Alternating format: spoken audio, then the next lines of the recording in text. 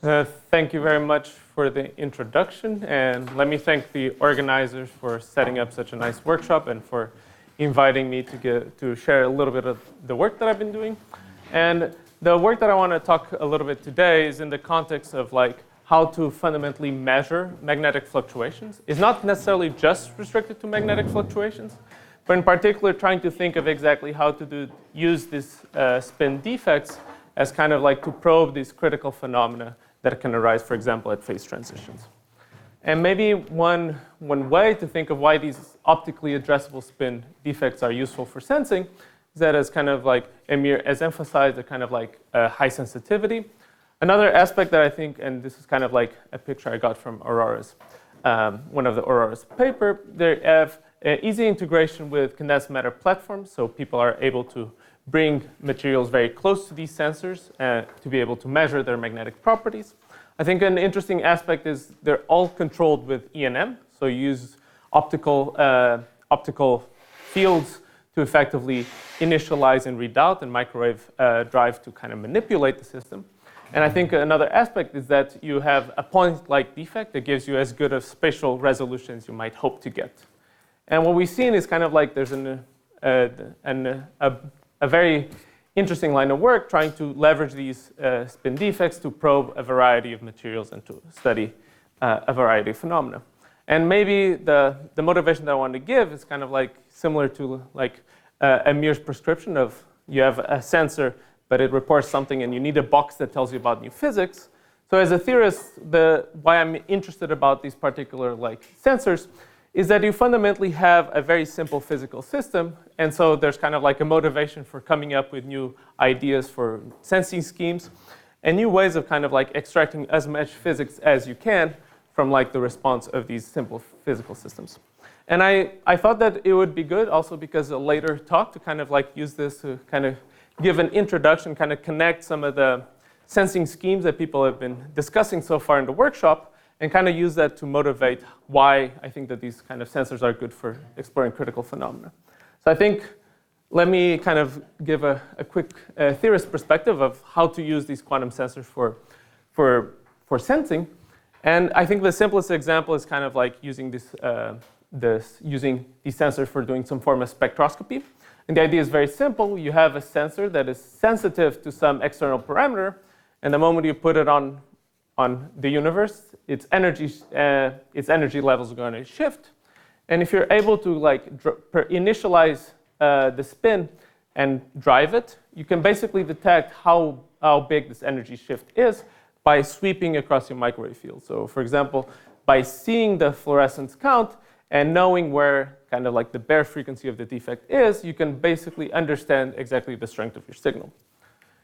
You can flip this idea around and try to sense fluctuating fields. So imagine that you have some noisy signal that is based on some frequency. What you can now do is a very similar procedure where you think of this orthogonal field, noisy field, as kind of driving transitions. And by sweeping a bias field, the moment you hit a resonance, you'll see a dip again in your contrast. So even at the level of like using only the discreteness of the energy levels of these spin defects, you can do a lot of sensing. And these ideas have been explored by Yaroslav and Eugene and many others. But in some sense, like this is kind of using only one aspect of the quantumness of these defects. So the other question could be, what can you leverage and what can you gain when you use actually the coherent dynamics of these quantum defects? And the simplest example that has already been discussed in the workshop is kind of like transforming this kind of sensing experiment into like a coherent dynamics. So this is usually known as the Ramsey experiment, where you polarize your two-level system. You apply a pi/2 that brings it to the equator of the Bloch sphere. And under the dynamics, it picks up a phase. And that phase basically is proportional to the signal you're trying to sense. And if you use a pi/2 at the end, you can transfer this into a population difference that, once again, you can simply read out. This is kind of the simplest one. And as I've already been alluded, you can kind of like make your life more complicated. You can put a pi pulse in the middle. And this allows you to basically ignore all static fields, because the phase accumulation that you pick up at the start is completely canceled out by the second half.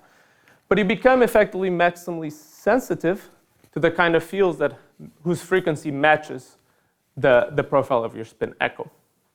And so the point I want to emphasize with this is that even abstracting away, this kind of like coherent control allows you to engineer the frequency selectivity of your defect, even barring any other physical properties of your spin defect. No mention of the bare energy frequency came in other than you need to drive your spin resonantly to perform these pi pulses. And we can formalize this, and I'll maybe spend a little bit of time kind of introducing the notion of these filter functions that have already been noted before. So let me kind of like consider a more specific setting where you have a noisy magnetic field. Let's assume that the average is 0. And I mean noisy in the sense that it's characterized by some statistics. There's kind of like, it has the relationship between time t and time t plus tau is given by some particular functional form that can be understood better maybe in the sense of the spectral noise density of the signal. And there we can ask ourselves, like, what are we sensitive to and how do we probe this field? In some sense, we know that our signal should depend only effectively on the coherence, on the phase that you accumulate. And as long as the phase is Gaussian, it only depends on kind of like two-point correlations, we can kind of like write it in the simple form, where this phi squared, the average of this phi squared depends fundamentally on the properties of the material, but as I alluded already, the properties of the pulse sequence. And that is kind of captured by this eta function. And this eta function fundamentally captures how many times we apply the pi pulse, how many times we flip the frame of the spin. So for example, for this kind of like spin echo sequence, we can set it to be +1 on the first half and -1 on the second half. And you can get basically the phi squared by just computing the average phi that you get. And it gets this slightly annoying functional form that depends on the 2-point eta, but also the 2-point correlation function of the B fields, which I think is slightly more transparent if we think in frequency space, where what it basically corresponds to is the overlap of a filter function, which I'll call W, that is related to kind of the square of the Fourier transform of these etas, and the noise spectrum that we care about. And indeed, this is kind of like one way and kind of like the push of using kind of these pulse sequence for getting frequency selectivity and kind of engineer the susceptibility of these sensors. And again, by controlling the pulse sequence, you engineer the frequency response. And maybe just to highlight, to give a picture of what you expect these responses to be, what I'm plotting here is effectively the filter function for different pulse sequences, for example, for the Ramsey case, where it's centered around 0 frequency. As we expect, we're sensitive to static noise. The spin echo, as Amir has highlighted, is 0 susceptibility, 0 frequency, but it's peaked around frequency of 1 over tau. And then we can, as Lorenzo emphasized, we can do more complicated CPMG pulses, which basically allow us to sharpen and kind of like have more selective frequency components. And one of the reasons why I'm kind of building on this particular filter function is that I'll also mention the momentum filter function. And that comes to be when we try to relate exactly the B field that we're sensitive at the position of our sensor to the material properties that we actually care about. And the fundamental setup that you should think is that we have our spin sensor distance d away from the material. And we're interested in understanding how the fluctuations of degrees of freedom on the material kind of manifest themselves on fluctuations of the B field. And this, as has been emphasized, depends on 2 additional ingredients. Maybe not. Okay, I think, well, no, I think it's my, somehow, I thought the max would be powerful, but I think, let me try. I think maybe restarting usually works. Okay, so the first element that we need is to consider exactly the fluctuations of the properties of the material. And here I'll encode it in this kind of like 2-point correlation function in terms of momentum and the frequency of these excitations. And we can think of these excitations in terms of spin excitations that generate dipole fields, but we can also think in terms of currents or even polarizability that generate either B fields or electric fields at the position of the spin sensor. And the second point that has already been emphasized is that I also need to understand how the propagation of these fluctuations manifest into fields at the location of my sensor. And this is kind of like related to the Green's function of the E&M field. And it's kind of like already been alluded to. For the case of a dipolar system, this function basically is suppressed linearly at small q and decays exponentially at large q because of the evanescence nature. And we can understand this kind of peak also in a different light, which is, as Amir has emphasized, that we can effectively, the NV at a distance d is kind of like shedding a spotlight of diameter d across the sample that we're sensitive to. And so the B field that we actually care about, that we can actually sense, is actually then just given by the momentum integration of these two quantities. And so if you put this all together, what we get is that the noise, or kind of the phase accumulation that we pick up, depends very much on this frequency filter function that is controlled by exactly how we apply the pi pulses and how we define this pulse sequence, but also this momentum filter function. And finally, this S that encodes the actual information about the material. So the reason why we think that these are kind of particularly interesting for probing critical phenomena is once we start looking at the energy scales associated and the length scales associated with these filter functions. So when we think of these pulse sequences, the time scale between the pulse sequence that people often apply in experiments are usually lower bounded by on the order of 10 to 100 nanoseconds. And this corresponds to a frequency filter function that is peaked around 10 to 100 megahertz. And this kind of sets the upper limit of what can be applied. Of course, all these numbers, one can push for more, but I think this is kind of like maybe reasonable numbers to keep in the back of your mind.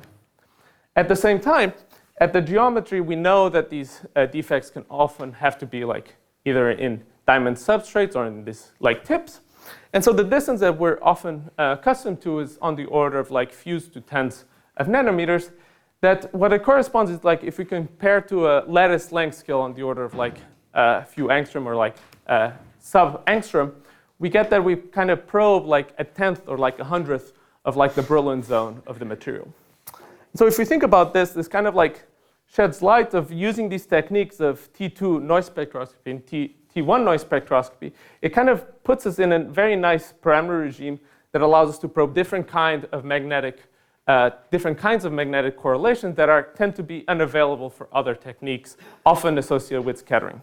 But yeah, so this is kind of why we think that pushing to these kind of critical phenomena where we're very sensitive to the details at low frequency and long length scales is kind of very useful. And I want to kind of like highlight this point by kind of like commenting, like giving you 3 examples of 3 important features that we can get out of like phase transitions using this methodology. And at the end, I'll kind of comment on some experiments I had the good fortune of interacting with. To do that, I want to kind of, maybe this will be the most equation heavy part of this talk, where I want to kind of build a particular functional form for this S of Q and omega to kind of like illustrate some of the physics that I'll describe. And so it turns out, as we've been discussing, like and Amir pointed out, this S is the 2-point correlation function, is like a fluctuation. And by fluctuation dissipation theory, we should be able to relate it to the susceptibility of the material, in particular the imaginary part of the susceptibility. And if we assume a very simple form for this susceptibility, we can assume at a mean field level that it kind of like has a contribution that comes just from the static susceptibility. And then the dynamics corresponds to its coupling to a bath that effectively decays and like brings all the modes of the system to equilibrium. And the decay at some point might depend on the momentum of the mode. And those are captured by this gamma of Q. And assuming that we're interested in an order parameter that has like a simple correlation length of order psi, we can basically get S of Q and omega that has a very simple form. It's kind of like Lorentzian-like shaped. And this kind of will be what I'll use to highlight some of the physics, but the physics is not necessarily restricted to this and can be generalized to actually more complicated materials and properties. And so the first thing I want to discuss is exactly how we determine the location of these phase transition that has like these critical phenomena. And the intuition for why we should be sensitive to this is very simple. As we cross the phase transition, we have this these critical fluctuations. Those fluctuations manifest themselves as noise at very low frequency that we will be sensitive using our T2 spectroscopy. The way to see it in this particular response is that and let me simplify our lives by assuming that there's no structure on these gamma parameters. So the way to see this in this particular formula is that as we approach the transition we are in the second order nature of critical phenomena, we expect that the correlation length of my system will diverge.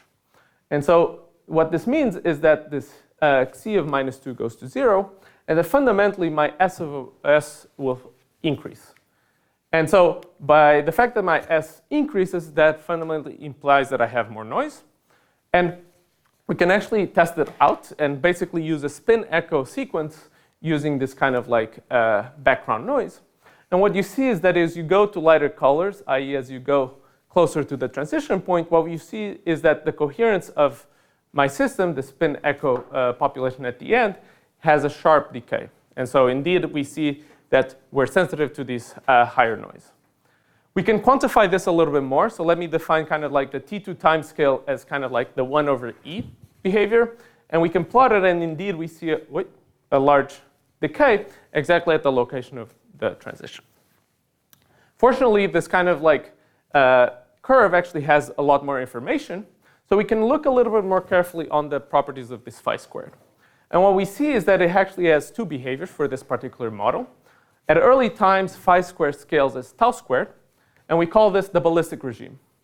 And the intuition for this physics is very simple. Imagine that we're probing the system for some time tau. What the sensor is effectively going to do is that t equals 0 is going to take a snapshot of the system, but it will take the system some time to effectively move to a different configuration. So until that time, what the sensor sees is effectively a frozen configuration that always induces the same amount of like precession angle. So the phi is going to scale linearly, and so phi squared will go quadratically. This will happen until some time scale of the material, some correlation time, after which the system effectively looks differently. And so what this happens is that at this point, every period of tau c, the spin sensor is going to see a different configuration, and we enter kind of a random walk of these phase accumulations, and we go into this diffusive regime, where indeed the phi squared grows as tau. And this kind of picture is kind of a simplified model, but it captures much of the physics and kind of highlights ways on which we expect these two regimes to break down. One is when there's kind of like very long-range correlations that mean that these configurations are exactly different. So that happens when we go close to the transition. And indeed, you can see in that plot that like as we go to when 1/c goes to 0, indeed we see that there's a greater bending of the curve, and actually we expect that scaling to be tau log tau instead of linear in tau. And the other thing could be in the case where the dynamics themselves kind of suppress the exploration of the of different configurations.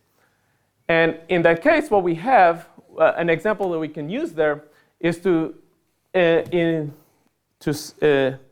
consider more carefully what happens to the kind of these decay rates. So far we kind of, this S of Q and omega, you could think of it as kind of the dynamics of an Ising-like transition. But we can think of what happens if I add an additional kind of the symmetry to the system. For example, if my system now has a U1 conservation. So now not only do I'm trying to see a ferromagnet, I'm trying to see a ferromagnet where the dynamics cannot change the magnetization of the system. And so what that can be encoded by considering a gamma of Q that actually has to go to 0 as Q goes to 0. And what we see is that when we look at the dynamics of this phase accumulation, we see a very different behavior. So while away from the transition, much of the physics looks very similar. So that would be the light orange curve and the light blue curve. At very late times, we see that when we have this additional U1 conserving, we have a much faster growth of noise. In practice, what we see is that the phase accumulation goes as tau to the 3/2. The way to understand this is that in this picture of the snapshots, is that the early snapshots and the later snapshots are highly correlated because the magnetization has to diffuse out. So if I see some additional magnetization that causes some noise, at a later time I'll most likely also see an additional magnetization that leads to additional noise. And that fundamentally leads to an increase in the scaling of this phi square. But the fundamental point that I want to emphasize here is that by analyzing the behavior of this phi square, we can actually understand better the underlying symmetries of the system. And because we're sensitive to the time scale, we might also be able to understand at which time different symmetries get broken. OK, so the way that so the example 3 is I want to comment is exactly how we can actually extract the full set of critical exponents in the system. And this is by a version of scaling collapse. So the important insight here is to understand that because S only depends on the susceptibility, near a critical point, we expect there to be a scaling function where the parameter where the susceptibility depends on the critical, on the correlation length, the frequency, and the momentum that we care about. But using this kind of like filter function analysis, these parameters basically get mapped into the distance and the tau of our pulse sequence. So what that means is that if we take our phi squared data and we look at different distances and different temperatures, there is a way on which we can perform a scaling collapse where the way that the data collapses across the different, in this case, sheets, kind of gives us information about the critical exponents that we want to extract. Let me just preface that for experimentalists, this is kind of daunting because I'm asking to have an exponential control over something that lives on an exponent. But I think in practice, the information is there. And I think that we need some ideas of how to better extract it. And I'll highlight some simplification that we can do later on. So I want to end by kind of commenting on kind of 2 experiments that kind of like have started to seeing some of this physics and exploring some of this physics.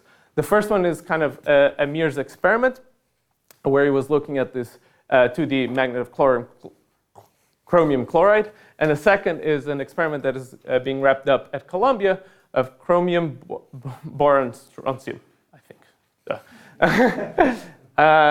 And so the point that Amir has emphasized on his talk was exactly the presence that in this monolayer material, what we saw was kind of the surprising feature that as you increase the temperature, the noise decreased. And this is consistent with the presence of magnon hydrodynamics. The other feature I want to highlight is that, as Amir emphasized, as you cross the transition from this paramagnetic regime into this in-plane ferromagnet, what they saw was basically a very large feature of noise. And this is kind of like in the blue line, you see like that 1 over T2 basically blows up. Not a divergence, but you see a large increase. And it's a feature that also occurs in the bulk. But a point that I want to emphasize and to relate this to the critical phenomenon is that the moment they impose a large field on the sample, which breaks the U1 symmetry of the in-plane magnetization, you see that these fluctuations are exactly quenched. And now you see no particular large noise at the transition on this regime. So this kind of like highlights that this kind of like points to the interpretation of these this noise arising very much from this critical dynamics.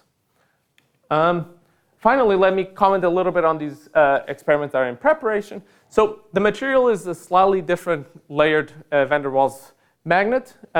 It's similar to chromium chloride, except that now it has an easy axis. So you should think of this as kind of like more a line of a Z2 or a normal ferromagnet, an Ising ferromagnet. And what they see is that indeed, when they look at the stray field, as they heat up the system, they see at low temperatures some magnetization. And as they heat up, indeed, the magnetization dies down. But what they can also look is exactly the noise of the system.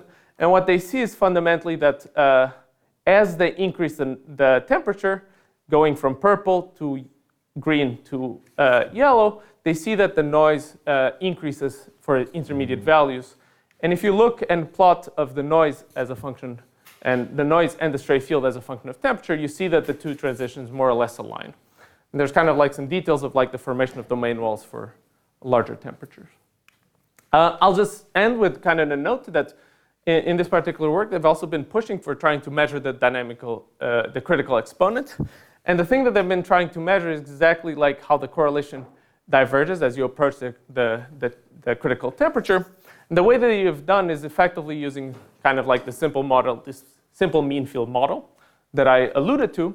And what they are able to do is take very detailed measurements of this the noise and basically look at how it behaves across different tau and across different temperatures. And what they're able to do is use this mean field model to basically fit all the parameters of the system. And they're able to extract a dynamical exponent nu that's kind of like slightly smaller than the Ising. I think like the intuition here is that the presence of long-range interactions can modify the criticality of the system and kind of push this critical exponent to smaller values. But to be honest, I think that we don't. Yes. Yeah, exactly. This is actually a tri-layer, but I think like the idea would be that 2 layers kind of. It's interlayer antiferromagnet. So it's like aligned, anti-aligned, aligned. Yeah, and with that, let me kind of conclude. Kind of like on this work, hopefully we're kind of pitching the idea that you can use the T2 noise spectroscopy to kind of like leverage and study the critical underlying dynamics. And kind of this gives us experimental technique that kind of is complementary to many others in the market. And maybe I just wanted to advertise and kind of like point out that these ideas are now popping out of the pages of the paper and kind of like going into the lab, which I think is particularly excited. And with that, let me thank you all for your time.